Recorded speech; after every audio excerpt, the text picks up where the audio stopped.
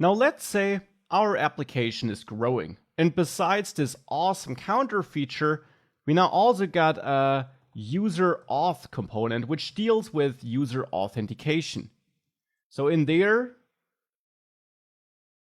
we have a button where we say log in, and a button where we say log out, and it depends on the auth state which button we're going to show.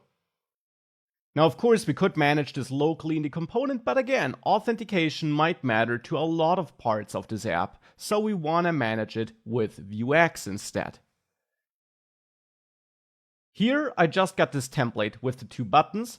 In app view, I'm now going to import user auth from components, user auth.view, and register this as a new component, user auth.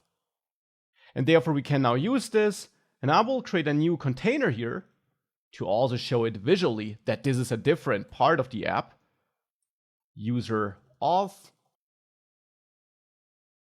Give this container a title prop of auth, and make sure I only show the first container if we are authenticated. Now at the moment we see those buttons, but of course they don't do anything. Well, that's something we can fix with Vuex. And before I dive into the utility features we have for managing bigger applications with different kinds of state, here's a quick pause which you can use to add the functionality in Vuex to react to a login and a logout click, to manage some is logged in state, to show just one of the two buttons, and to show or hide this base container based on the auth state. So add a new state and all the getters, mutations, and actions you might need to manage this is logged in state, which can be true or false in the end. Here's a chance for you to pause the video, thereafter we'll implement it together. Were you successful? Let's do it together now.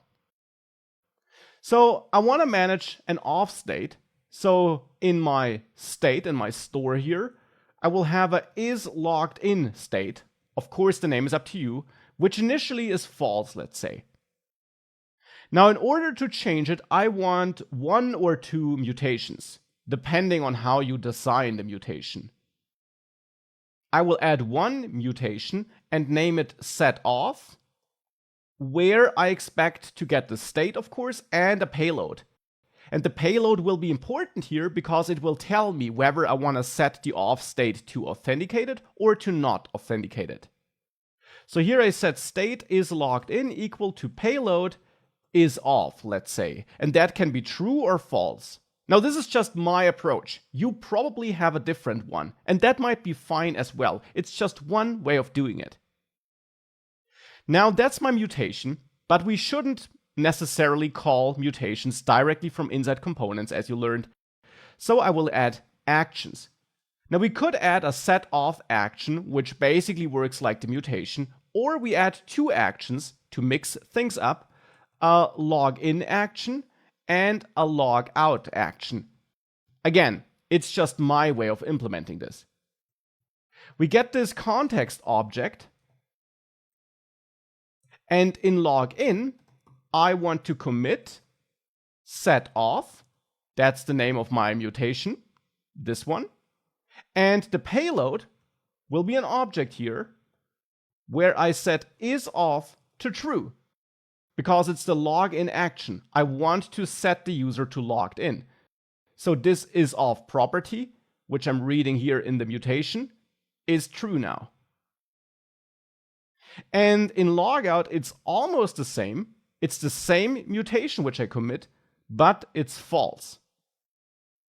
Now, of course, these actions could be asynchronous. In reality, we are probably sending some HTTP requests around, but here I will not care about that. I will keep it simple and keep it synchronous. But in actions, of course, we could also use asynchronous code, as you learned. So now we got actions, mutations, and a state. What's missing? A getter. So I will add a new getter. Name is up to you. I will name it user is authenticated. And in here, we get our state. And I will return state is logged in, which is true or false. Now I have everything in the store which I want to have there. With that, back in user auth, I want to wire up these buttons. So I'll add my script part and now add my methods for the actions that should be dispatched. We could use map actions here, or we add them manually, totally up to you. To show all approaches, I will add them manually here, add a login and a logout method here. And in login, I will call this store dispatch login, because login was the action name I defined. And for logout, it's the same, but of course with the logout action. And now we can set up the click listeners, trigger our login method on the first button, and trigger logout on the second button. With that, we should be manipulating the state. Now to reflect it, I also want to listen to changes. For example, here I only want to show one of the two buttons at the same time. For that, we can use computed to get access to the getters, either with map getters or by setting up our own computed properties.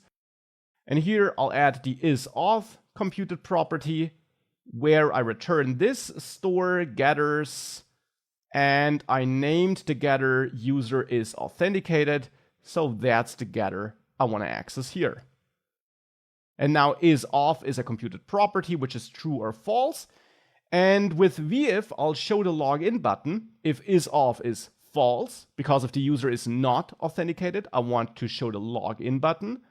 And I want to show the logout button if we are authenticated.